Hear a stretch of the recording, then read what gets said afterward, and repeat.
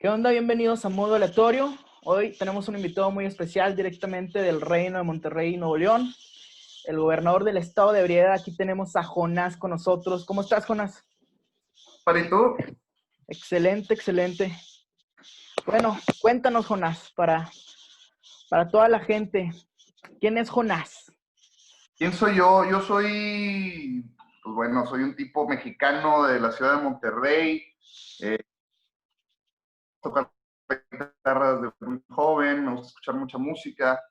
Tengo 44 años y en lo que llevo de vida me la he pasado la gran mayoría del tiempo entre escuchando, tocando música, haciendo bandas de rock y de otros géneros y afortunadamente he tenido la oportunidad de exponer esa música, de viajar con ella y de enseñarla en otros lados, ¿no? Y no sé, me divierto, hice un estilo de vida alrededor de la música, vivo de la música y vivo para la música.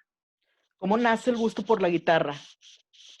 Por la guitarra nace porque desde que yo estaba muy chavito, mi papá, cuando yo nací, mi papá era muy joven, ¿no? Mi papá tenía unos 21 años cuando yo nací.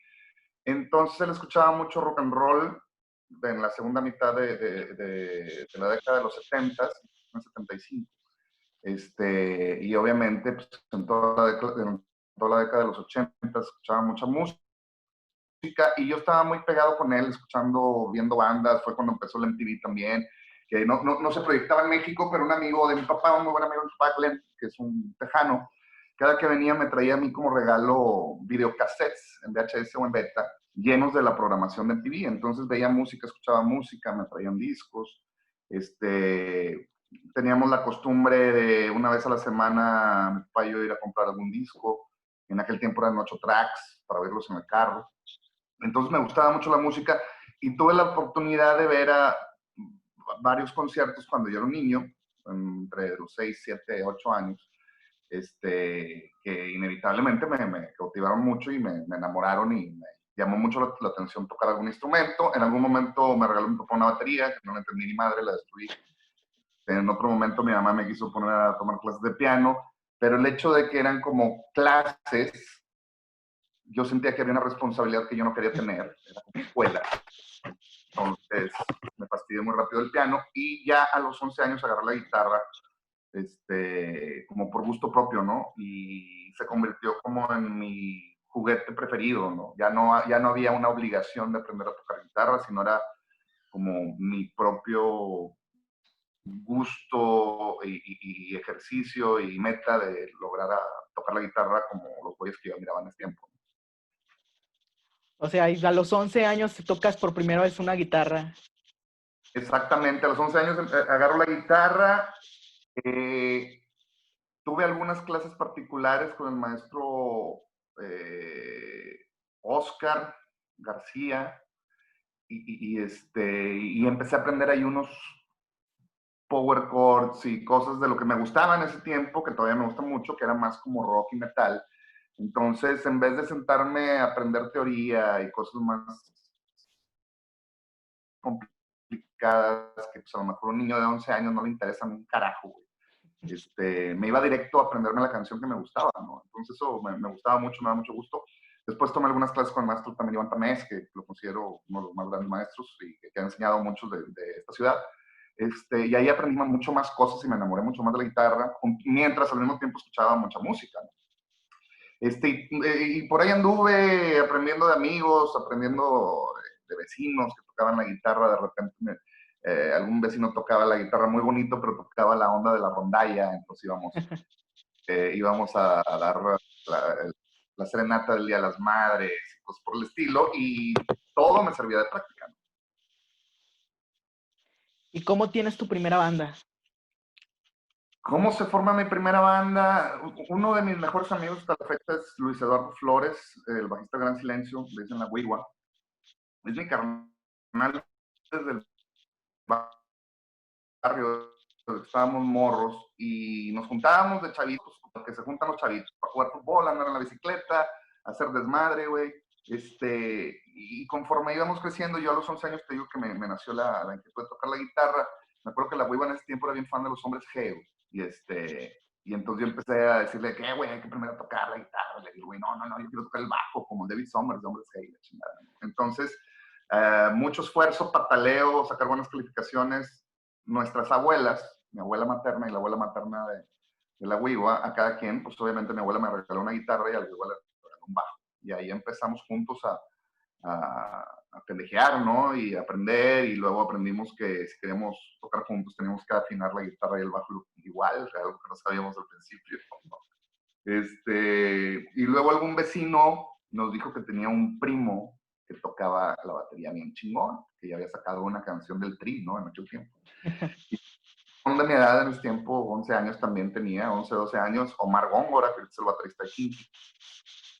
Y ahí nos juntamos la primera vez, ¿no? Y empezamos a tratar de sacar algunos covers, obviamente cosas relativamente simples que pues no dejan de ser grandes canciones, pero eran canciones simples, como canciones del Trío, canciones de Nirvana, y ahí empezó como la onda, ¿no? Y cada vez íbamos complicando más las canciones, a pesar de que ninguno de nosotros sabía de notas musicales o no sabíamos teoría, no sabíamos leer música, no sabíamos de qué estábamos hablando, si hablábamos de notas musicales, pero teníamos muy buen oído, entonces empezábamos a sacar las rolas de oído, ¿no? Ya digo, con más práctica estoy hablando ya a los 2 años después, y ahí como a esos 2 años después fue cuando decidimos también empezar a hacer canciones originales, y esta banda la nombramos Cuervos de Malta, fue mi primera banda, la primera banda de Wiwa, la primera banda de Omar. Y fue una banda que duró, pues yo creo que por ahí del 91 al 2000, digo, al 95 más o menos. Duró como 4 años.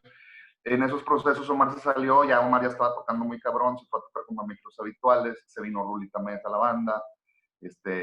Wiwa en algún momento también se salió ya en el último año de Cuervos, y entró Quique Rotuno, que es el bajista de Genitalica. Ya hicimos una muy buena amistad y ya llegó un punto donde tronó la banda, ¿no? Y alcanzamos a grabar 2 cassettes, que en aquel tiempo le decíamos demos, pero pues ya más bien eran como producciones de muy baja calidad, que las maquilábamos, hacíamos 300 copias de los cassettes y las vendíamos en las tocadas, y había una tienda de música en aquel tiempo en Galerías Monterrey que se llamaba Music and More, que nos dejaba colocar los cassettes ahí, güey. Entonces se iba haciendo como un movimiento bien interesante en la ciudad. Había los cassettes de nosotros, de Cuervos de Malta, había otra banda que se llamaba La Última de Lucas, había otra que se llamaba La Tupaya, había otros que se llamaban Mataba el Día, y todos estábamos, como nos dimos cuenta que la gente le gustaba, empezamos a sacar cassettes. Entonces había una colección de rock en tu idioma en aquellos tiempos, pues en esos tiempos había una colección de cassettes independientes de Monterrey de puras bandas regias. Entonces estaba muy padre. Oye, está bien interesante. Yo no sabía que estaban Omar, Wiwa y tú en un solo proyecto, y después, bueno, Kinky, El Gran Silencio, Plastilina Mosh es parte importantísima de la avanzada regia después. Sí, digo, a mí me da mucho gusto de repente voltear a ver a Cuervos de Malta y darme cuenta que los 3 cabrones terminamos yendo a tocar, ¿no? Digo, de repente mucha gente nos dice, hubieran seguido juntos, estaba bien padre. Sí, pero pues éramos unos pinches huercos de 16 años. A esta edad no sabes ni qué quieres ser, güey. Entonces estábamos experimentando, nos estábamos pasando un chingón. Pero pues Omar tenía ganas de hacer música más elaborada. Wiwa en ese tiempo me acuerdo que estaba muy clavado en la producción de eventos, entonces se metió a trabajar a Troya.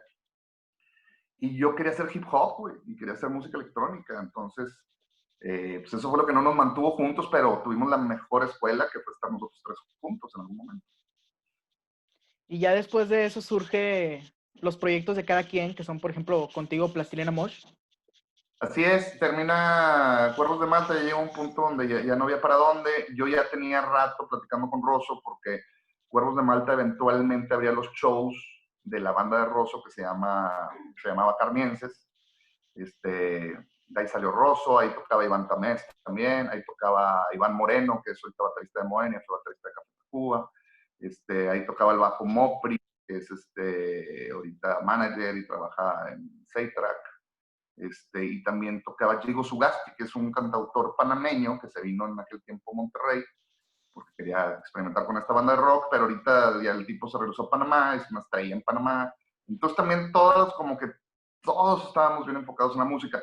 Y en ese tiempo, después de los shows de Acarnienses y Cueros de Malta, nos juntábamos en casa de Iván a hacer carne asada y a echar cerveza, como a festejar que el show había estado bien padre. Y yo platicaba mucho con Rosso que me gustaba mucho Ministry, que era una banda de música industrial que mezclaba las guitarras distorsionadas con muchas programaciones y música electrónica. Y a Rosso resulta que también le encantaba Ministry. Y en sí el género nos gustaba mucho, la música industrial nos gustaba mucho. Ministry, Mitzref, Skinny Puppy, From 242, un montón de bandas de ese género. Entonces decidimos empezar a hacer un proyecto de ese género, de música industrial, pero se nos atravesaron los Beastie Boys, y se nos atravesó Beck, y se nos atravesaron un montón de cosas, entonces la idea original se fue formando y terminó siendo PMO Sage, que no tiene nada que ver con lo que habíamos planeado en un principio, pero pues sin embargo fue algo divertidísimo y chingón, ¿no? Y creo que es una parte bien chida de cuando va evolucionando un proyecto, o sea, que llevas una idea por un lado y que va tomando riendas completamente diferentes en ocasiones. Exacto.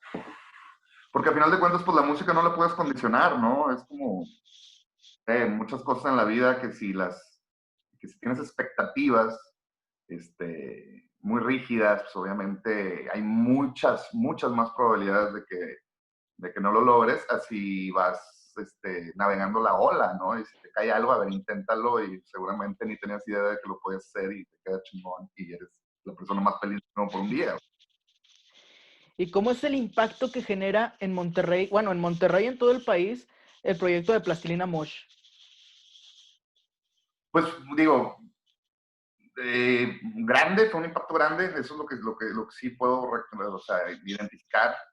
Cuando hicimos el proyecto, no esperábamos que tuviera tanto impacto porque en ese momento lo que estábamos haciendo no era ordinario, no entraba como dentro de los parámetros del producto mainstream o del producto vendible, ni nada por el estilo. No, me reí.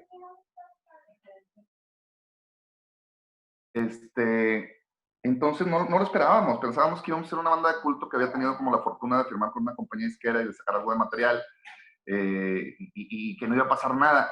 Y de repente, junto con nosotros, obviamente sale el primer disco de Molotov, sale el primer disco de Control Machete, y se empieza a hacer como una generación nueva de música propositiva en la cual lo que era poco ortodoxo previo a eso se convirtió como en la norma, ¿no? Entonces, de ser una banda rara, experimental, nos convertimos en el pop del momento, ¿no? Entonces fue como bien insólito inclusive para nosotros. Oye, y de repente ese estilo, como tú dices, se va haciendo bastante normal, pero hay algo que me parece bastante impresionante, que siento que, por ejemplo, con Plastilina Mosh y después con Band of Bitches, sigues haciendo una especie de música bastante experimental, que no es lo que se acostumbra a oír, por ejemplo, en la radio.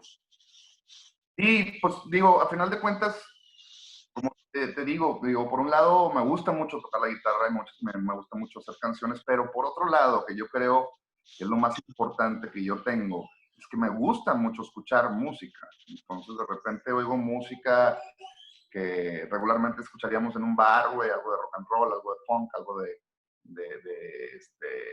hip hop, pero de repente descubro cosas que para mí son nuevas, que nunca había escuchado, como de repente la banda balcánica, y me vuela la cabeza e inevitablemente se me ocurren cosas y lo más que quiero es desarrollarlas. O sea, afortunadamente yo creo que soy el güey que me queda muy claro que para tener una carrera creativa próspera, lo primero que tienes que dejar de lado es la vergüenza.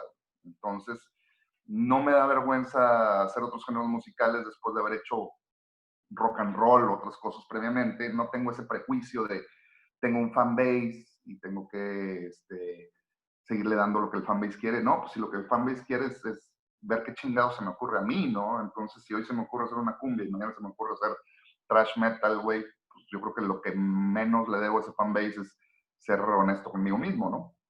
Entonces, toda mi carrera, o como se le pueda decir a esto, que he estado involucrado en la música, ha sido como una empresa de descubrimiento, de experimentación, de estar satisfaciendo mi curiosidad. Entonces, inevitablemente eso termina en experimentación y eso termina teniendo un catálogo de música muy diferente, ¿no? Como decíamos hace rato, cosas electrónicas hasta de repente grabar una banda balcánica completamente en vivo. Entonces, creo que eso es para lo que soy bueno y eso es lo que me divierte. Y realmente esto lo hago por la excitación que me da, es lo que me hace sentir que soy una persona de provecho, ¿no? El estar haciendo música. Entonces, no sé, simplemente lo disfruto y como dices, he terminado con un catálogo bien bizarro. Pues.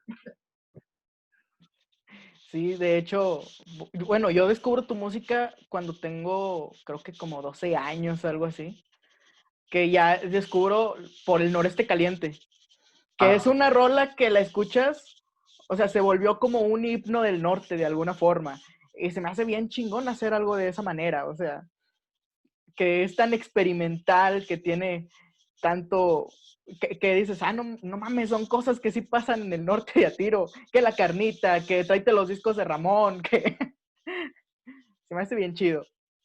muy loco porque esa rola fue también en un momento que me topo de repente con la necesidad de un amigo mío que es este cineasta y el güey para una película, no una película, un cortometraje del estado de Coahuila, me pide que haga 3 canciones de punk rock, pero en banda sinaloense, güey.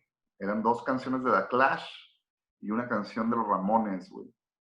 Y las teníamos que hacer en banda sinaloense para que la idea de este loco, güey, quedara bien en la película, ¿no? Entonces me llamó, me dijo, güey, tú eres mi único amigo norteño, güey, músico y punk rocker que puede entender este pedo, güey. Entonces ayúdame a hacerlo. Entonces le dije, bueno, vamos a intentarlo, no sé cómo funciona esto, pero vamos a invitar una banda sinaloense, vamos a encerrarnos en un estudio, vamos a comprar un chingo de cervezas y vamos a ver cómo podemos transformar esas canciones en banda sinaloense. El resultado quedó divino, güey, quedó bastante bueno. Y eso se me quedó en la mente dando vueltas de que no mames, la música regional mexicana funciona con composiciones de otros géneros, obviamente, pues porque la música regional mexicana no es más que un formato que pues, está diseñado para tocar los mayores géneros posibles, ¿no? Sobre todo la banda sinaloense. O el conjunto norteño, ¿no? Que puedes tocar desde cumbias hasta polcas, hasta redobas, ¿no? Entonces, en este caso fue, güey, pues vamos a utilizar ese formato para hacer otro pedo, para hacer funk, para hacer rock, para hacer otras cosas. Y ahí fue donde se me ocurrió la música de Noreste Caliente y ya se quedó guardada, fue un experimento, se quedó guardada Noreste Caliente desde el 2007 hasta el 2011 que le puse letra y en el 2012 la sacamos con Iván Beaches y fue un reverendo putazo que sabíamos que la rola era buena, pero no nos esperábamos que fuera de tal magnitud, ¿no? Pero es esa onda de, volvemos a lo mismo, de estar, digo, yo creo que la mejor regla, no nada más en la música o en los compositores de música, sino en toda la gente que se dedique a vivir de la creatividad, es no tener vergüenza y número 2, prueba y error, prueba y error, prueba y error, y vas a tener un chingo de cagadas. Pero lo que hagas una va a ser maravillosa, va a ser una joya, ¿no? Y de ahí viene mi lema que siempre platicaba con Rosso y con Cristina Mosh, que el éxito está construido en una pirámide de cagadas, güey. Tienes que hacer para atinarle, ¿no? Y entonces, bueno, por ejemplo, yo siento que el proyecto de Plastilina Mosh y después de A Band of Bitches sí es bastante diferente, a pesar de que dices que experimentas mucho con la música, siento que sí hay una diferencia muy marcada. ¿Cómo surge el proyecto de Band of Bitches? Bueno, Pitches surge porque Plastilina Mosh tenía un mosaico de géneros musicales y tenía un mosaico de sonidos increíble, muy amplio, ¿no? Sin embargo, tenía como quiera sus limitaciones, ¿no? Ya habíamos entrado a un juego bien grande del mainstream y todo este cotorreo. Entonces había cosas que simple y sencillamente no funcionaban con Plastilina Mosh, como por ejemplo una canción como Noreste Caliente. Entonces, era esa onda de que había temas que se quedaban ahí rezagados, que yo creía que eran buenos, pero que no era el momento de sacarlos, que yo sentía que también por otro lado, digo, pues Plastilina Mosh no deja de ser un embudo, ¿no? Donde entran ideas que le gustan a Rosso y a mí, y las ideas que no me gustan a mí, y a Rosso sí, pues regularmente no entran, y las ideas que le gustan a Rosso, pero a mí no, regularmente tampoco entran. Entonces también había cosas que yo sentía que a Rosso me incomodaban y yo no quería como presionar para que se hicieran a huevo, ¿no? Entonces todo ese material se iba guardando, se iba quedando. Y yo desde, pues como ya les comenté hace rato, pues yo nací en los 70s, pues yo desde niño empecé a oír música con Kiss, güey, con Alice Cooper, con Motley Crue, donde los músicos no eran músicos, eran personajes. Y si veías a Kiss, hasta decías, no mames, esos güeyes parece que vienen del espacio, ¿no? Y tiran lumbre por la boca y la chingada. Entonces me gustaba mucho eso de la onda teatral y siempre había tenido como la espina de hacer algo por ahí, pero pues nunca había tenido la oportunidad y obviamente se presenta Plastilina Mosh, que es algo de las cosas más importantes que he tenido en mi vida. Entonces era dedicado 100%. Entonces cuando tuve la primera ventanita dije, pues voy a hacer este pedo por gusto, quiero hacer una banda, tengo todo este material, quiero hacer una banda de personajes, donde inventarles una historia, hacer toda esta cuestión que en Estados Unidos le llaman shock rock, así como el rock choqueante, ¿no? Que es como rock teatral. Y ahí fue donde empecé a desarrollar ideas, me metí a grabar el disco, en el principio pues era yo solo, no tenía músicos. Fui invitando amigos míos a que grabaran algunas cosas, estuvo grabando bajos el Huiwa Flores, estuvo grabando bajos Pablito González, estuvo grabando teclados Alejandro Cervantes, las baterías me traje a Fred Ortiz, que era baterista de los Beastie Boys, él fue el que me grabó todas las baterías del primer disco. Yo grabé guitarras, invité a una banda sinaloense a grabar Noreste Caliente, el bajo sexto lo grabó La Pantera, Aarón de la firma, él grabó el bajo sexto de Noreste Caliente. Y mientras iba invitando músicos, varios de ellos me decían, güey, está bien interesante este pedo, invítame a la banda, y así, algunos se fueron quedando.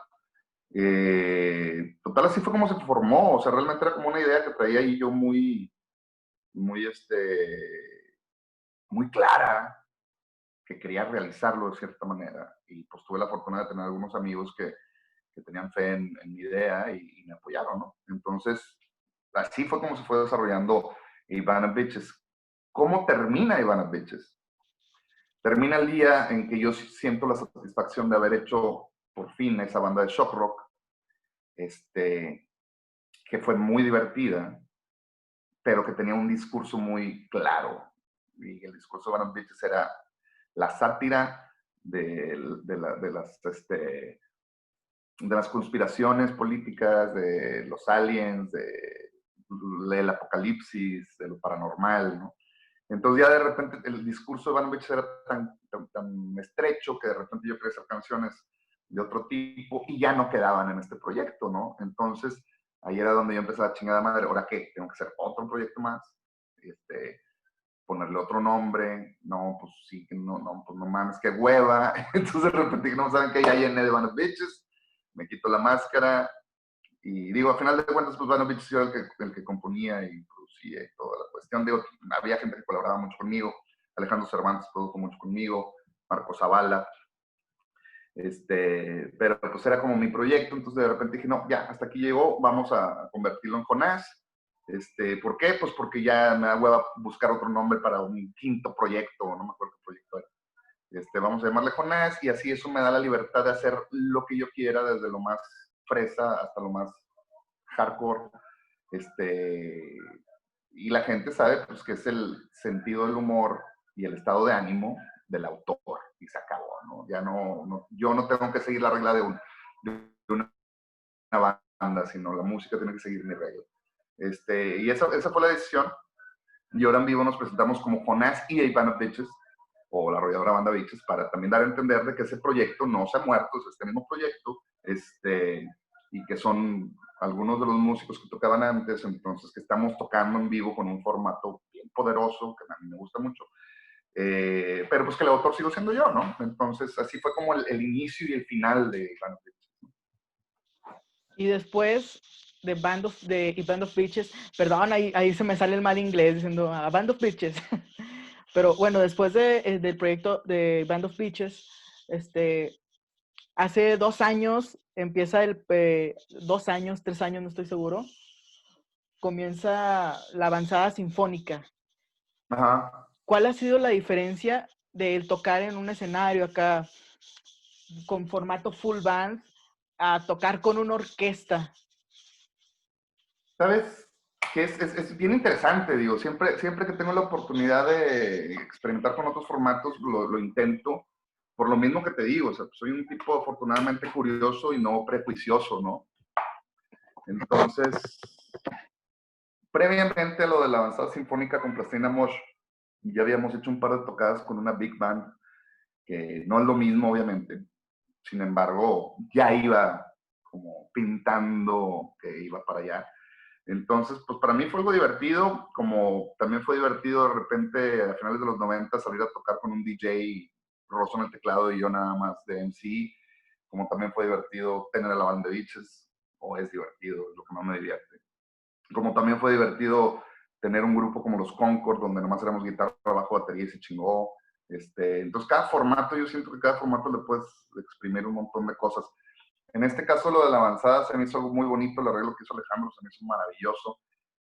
Yo creo que lo más bonito de ese evento o de ese formato fue el hecho de ver cómo otra persona 20 años después le ve otra cara a esa moneda y le ve como la posibilidad de exponerla de esa manera y de compartirlo con la gente.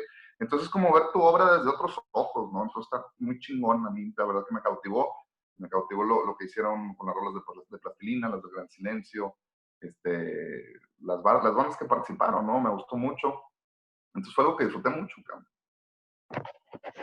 Sí, lo aparte de la calidad musical que tiene el maestro Alex Cervantes para mover las cosas y que suenen, sí, que sigan sonando fieles, pero de una forma nueva, está bien fregón. Una pistola, güey. Esto de los bichos durante 5 años y la verdad que le aprendí un montón y no, güey, es un musicazo fuera de serie. Y bueno, ahorita mencionaste mucho que uno de tus mayores, ¿cómo se le llamará? Dones, es el poder escuchar música. Bueno, yo me he choteado ahí la playlist que tienen, la playlist del Jonás y la Picosa. Bueno, para empezar, la variedad de música que hay está bien chido. ¿Cuál cuál consideras que es la importancia de escuchar mucha música y de escuchar muchos géneros en un músico?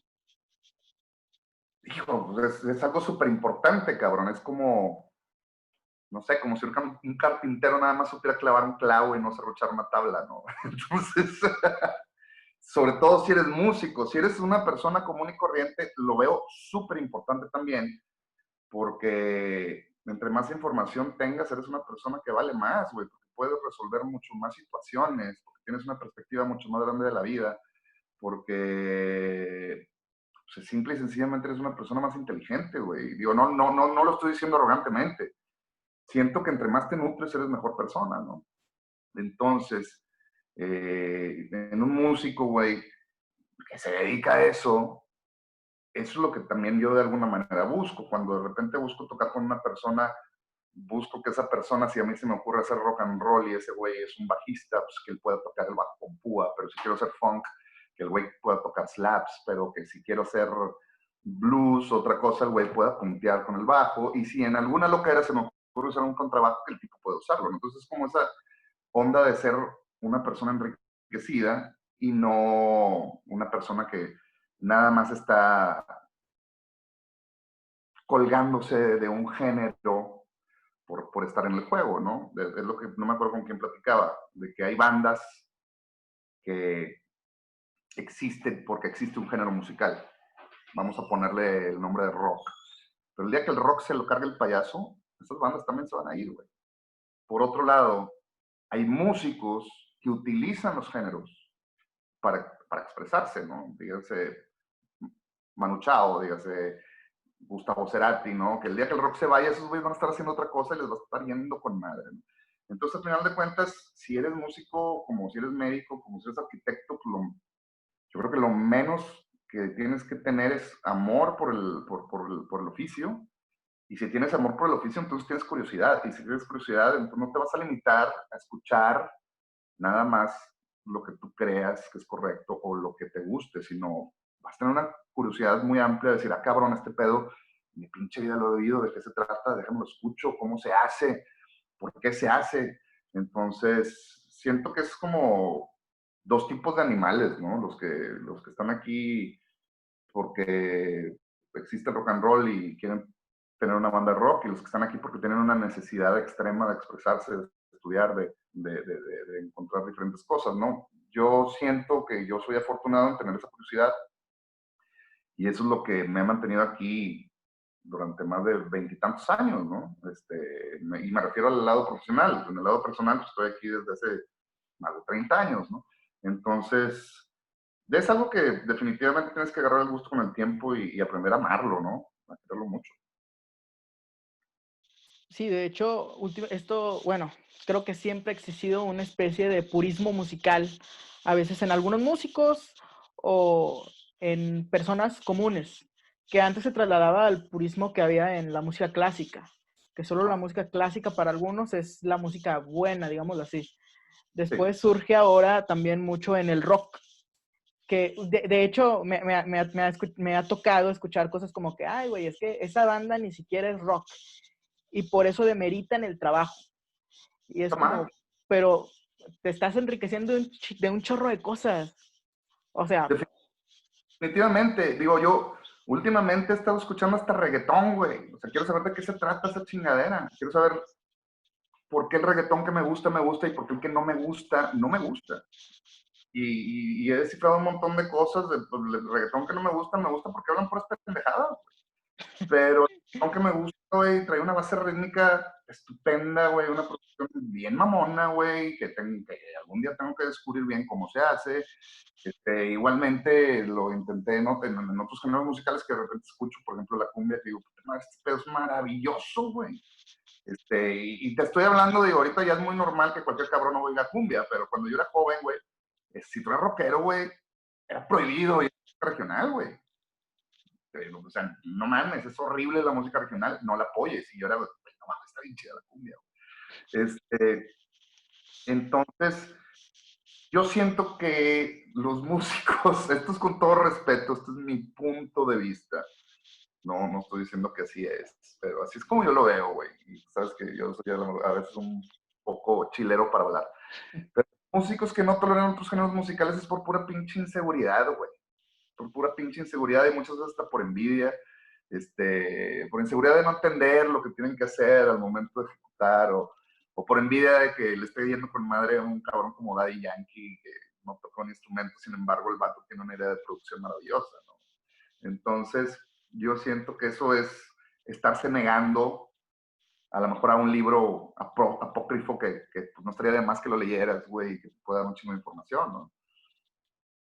exactamente, o sea, a fin de cuentas, hace poco también en un capítulo con un compositor decía eso, o sea, a fin de cuentas todo es música y todo Sí, de alguna forma te va a enriquecer un chingo.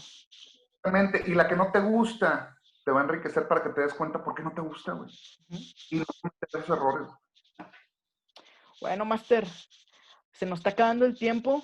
Ha sido un placer muy chido tenerte hoy con nosotros. Espero volverte a tener, que me gustó mucho cómo se va desarrollando la plática. Sí, no, güey. Luego nos juntamos para seguir echando ideas, güey. A mí, digo, en lo personal me gusta mucho platicar de música, entonces estoy aquí a tu orden. Igualmente aquí andamos. Las redes donde puedan encontrarte.